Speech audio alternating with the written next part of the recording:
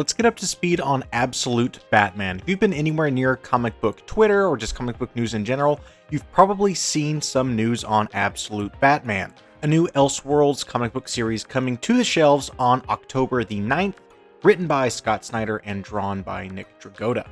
And this series has spawned a little bit of controversy, so I want to go over everything that we know about Absolute Batman, from the character to the story to why people were upset whenever this series got announced. First, a little bit of backstory to the build-up to this moment. So if you don't know, Scott Snyder is a pretty big writer over at DC. He's probably most famous for his Batman run that he did in the 2010s that introduced us to the Court of Owls and a bunch of other things. It was very well received, and for the most part, Scott Snyder is a great writer.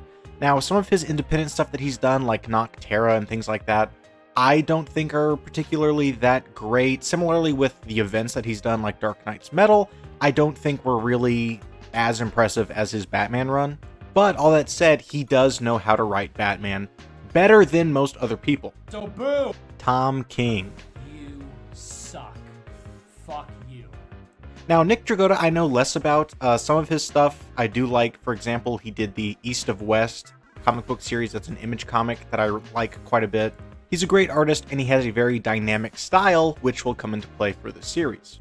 But Batman has been the breadwinner for DC Comics for a long time. If you look at any of the new releases for DC Comics, it's always oversaturated with the amount of Batman comics. There's like 15 different Batman comics or Batman-related titles running at any given time, and this will add to it, but again, not super surprising since Batman is definitely the most popular hero and makes all of their money. But real quick, I do want to mention as well that my next graphic novel, Cardinal Starstruck, is going to be crowdfunding on Indiegogo here pretty shortly. Please follow the link in the description to sign up early and get a free trading card with the campaign. Thank you. This is also a part of DC's philosophy when it comes to sort of new titles and new things like this. If you didn't know, over the past few years, maybe almost 10 years at this point, DC has been in a little bit of trouble financially. There's been big layoffs coming down from Warner Brothers, who owns them, big shakeups in management and things like that.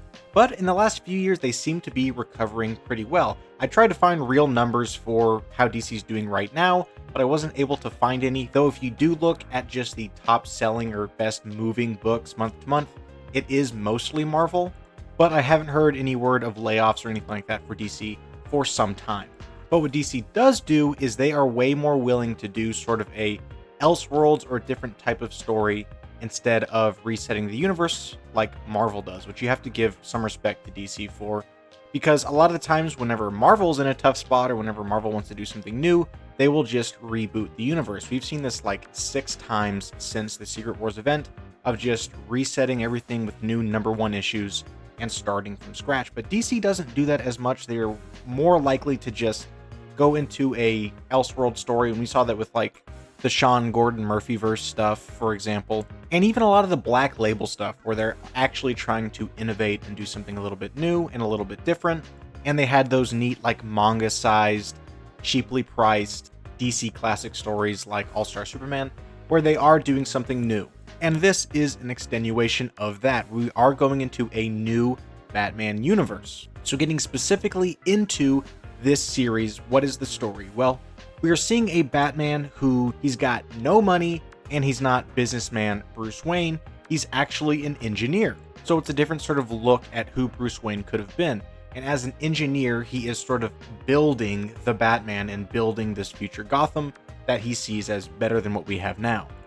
Alfred, like I said, is not his butler either, but he is a former MI6, badass pretty much operative, which is an interesting take on the character. Much different than his normal counterpart, much like Batman, because this Batman is not like our main continuity Batman. He's not a detective strategist, martial arts expert, anything like that. At least not in the same way of the sort of like ninja, effortless style of martial arts that he does before. This Batman is a primal beast. In his batsuit, he's like 7 feet tall.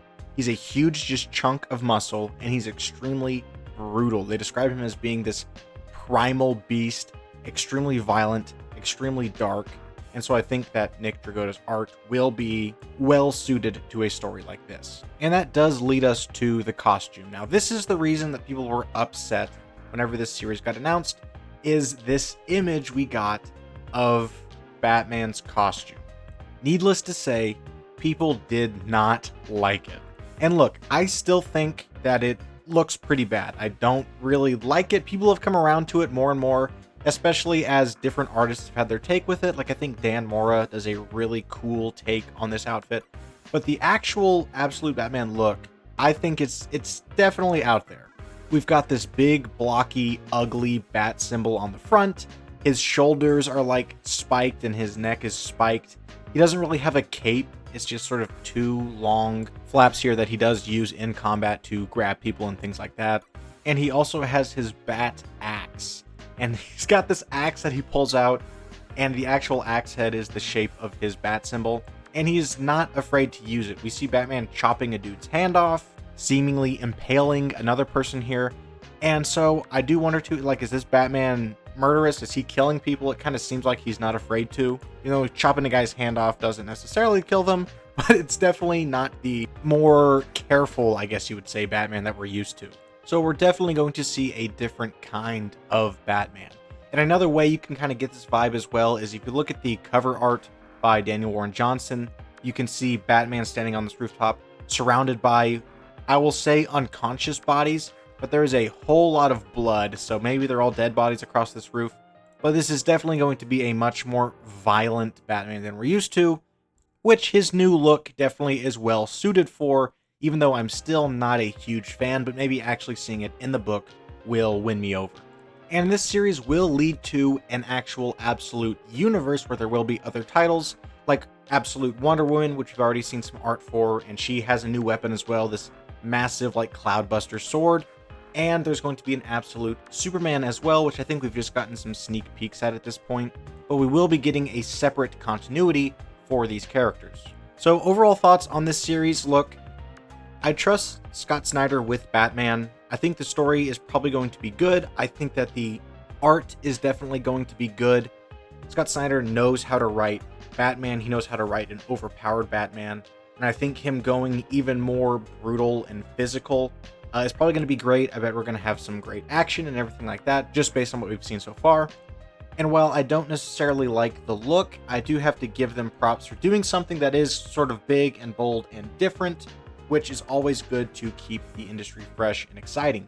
Because this is one of those things where, if you're around the comic book world like I am, I feel like I hear nothing from mainstream comics right now. I don't know what's hot, I don't know what's selling, what's not selling, what people are interested in, until Absolute Batman. Now people are actually talking about comics, they're talking about a new series, which again, you don't really hear from pretty much the rest of the entirety of the mainstream comic world right now. So, love it or hate it, it is pumping some lifeblood into the comic book world. So I am looking forward to it, I am going to get it. It will be interesting at the very least. And go ahead and let me know what your thoughts are on Absolute Batman. Are you going to pick it up? What do you think of the look? Fan, not a fan? What do you think of the concept of this Absolute universe in general? Let me know in the comments down below, and I will see you in the next video. Take care.